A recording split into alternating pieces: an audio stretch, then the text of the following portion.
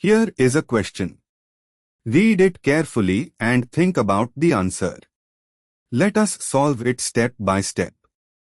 Let us first understand the key concept here. Carbocation stability follows the order tertiary, secondary, primary, methyl.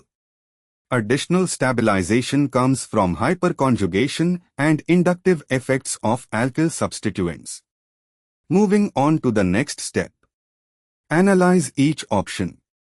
Option D plus CH3 is a methyl carbocation, the least stable, no alkyl groups to donate electron density.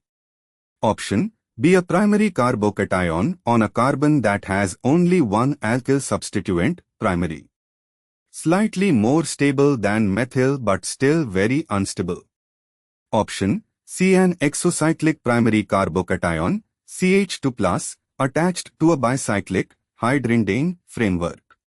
Although the bicyclic system provides some hyperconjugation, the carbocation center itself is primary, only one carbon attached to the cationic carbon from the ring, and the ring carbon. This is still a primary carbocation. Option A, a tertiary carbocation at the ring junction or ring carbon of cyclohexane bearing a methyl group, specifically a 1-methylcyclohexyl cation. The positive charge is on a carbon bonded to 3 carbon groups, 2 ring carbons and 1 methyl, making it a tertiary carbocation. Moving on to the next step.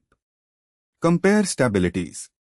Option A is tertiary. 3 alkyl groups attached to the carbocation center provide maximum hyperconjugation and inductive stabilization. Options B and C are primary carbocations. Option D is a methyl carbocation. And for the final step, why other options fail?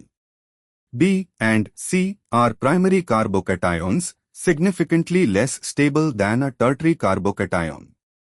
D is a methyl, essentially no stabilization, least stable.